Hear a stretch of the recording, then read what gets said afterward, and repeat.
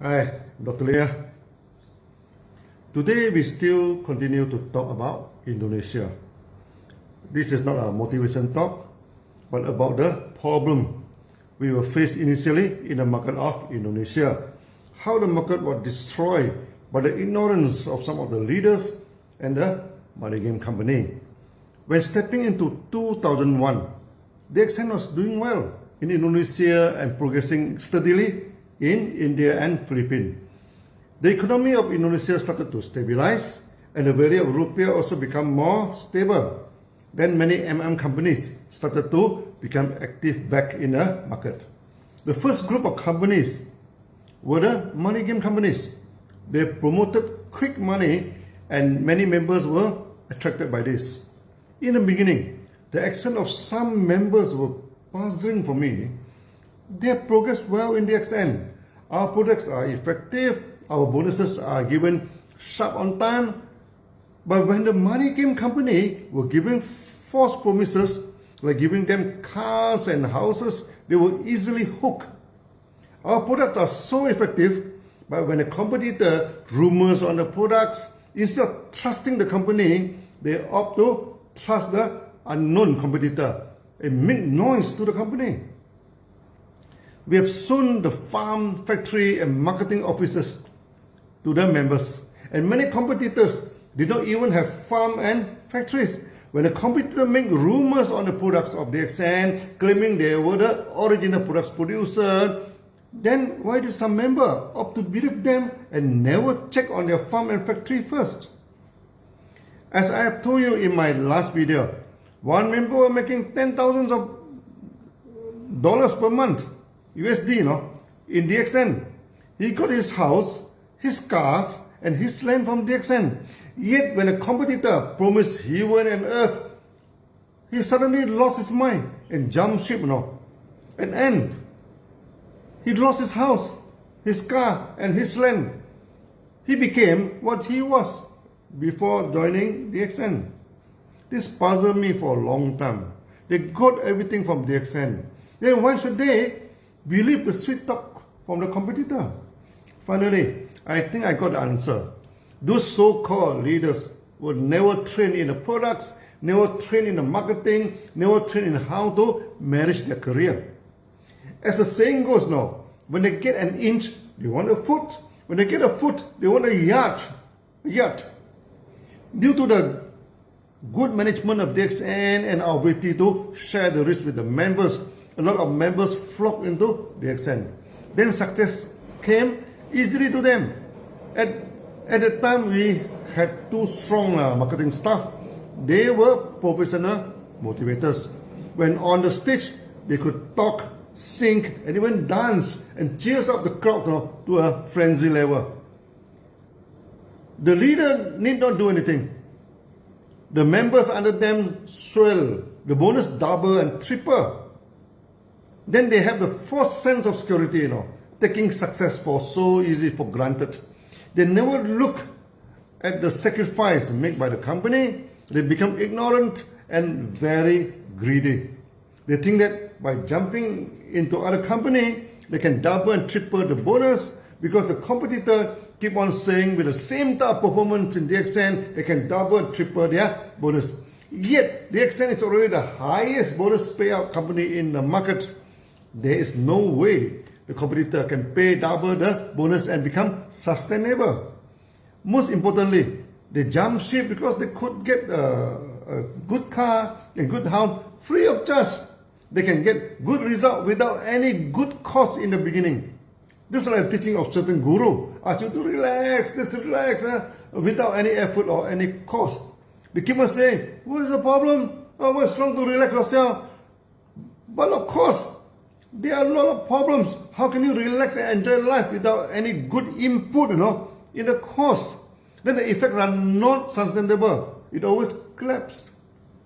Another thing that puzzled me was when the competitor made rumors that DXN was collapsing, going to shut down, facing a lot of problems, the technology of DXN was fake technology, etc. and etc. Full of defamation. Those so-called leaders have good testimonials with our products and with very good income, Why would they not trusting DXN then? Why did they want to believe the competitor who has nothing to show? At the end of the day, it was greed and ignorance that blind them. The competitor comes with fanfare and very colorful in making the presentation. Many of the leaders, their leaders now are driving good cars and wearing smartly like the model and film star. They were the glamorous, they were very glamorous compared to DXN. But many of these cars and leaders were just rented for show. When I started to educate the member, magic is always glamorous. Magicians always wear smart and look smart. They can produce a flower from the air and produce a nuts, huge nut from thin air. But these are just illusion. They are not real. They are not sustainable. DXN is a real company. We work to last and we are sustainable. Those competitors are playing magic. They are colorful but never sustainable. But many leaders were blind by glamorous color and promises. They jumped the ship without much thinking. When the ship sank, they also sank together. Over the years, so many jumped the ship. How many of them are successful? Till today, none. We have not seen any of the successful, any of them successful in such a competitor. In the beginning, DXN employed professional marketeers as staff. They were good motivators and aroused the member in meeting until they were yelling and sometimes weeping, feeling high and like flying into the sky. Unfortunately, other companies started to headhunt them. One of the marketeers who could no longer stand the high pressure in MLM opted to leave DXN and join his uncle. Be fair to him, he did not join our competitor, but went back to help his family business. Another marketeer having some affair with one lady in the office. Then his wife started to come to the office, yelling, crying, almost rolling on the floor if she could.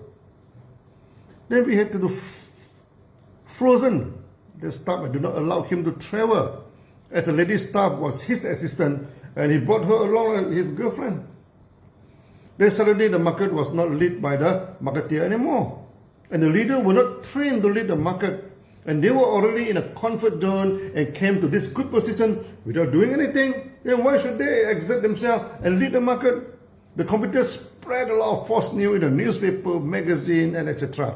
Some leaders, instead of defending the company, they did up to gang up together and keep questioning the integrity of the company. They also complain and talk negatively, to their downline. This is suicidal in MLM.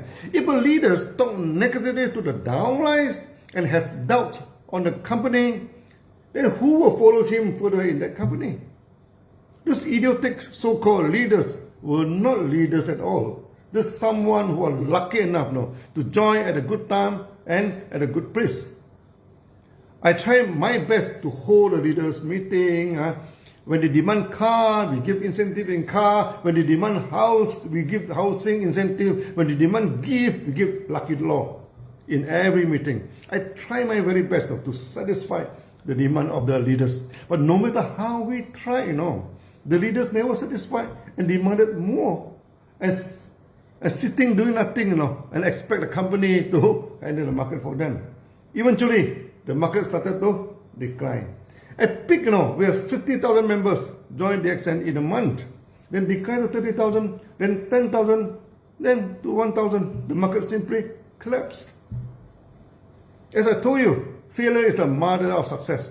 So, Indonesian market collapsed and it became the mother of success of all the market in the world and make DXN strong and stable.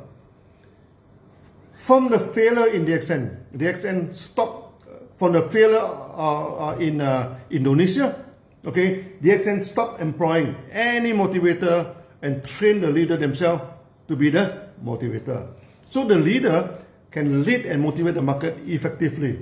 I started to tell the story like the coffee talks here.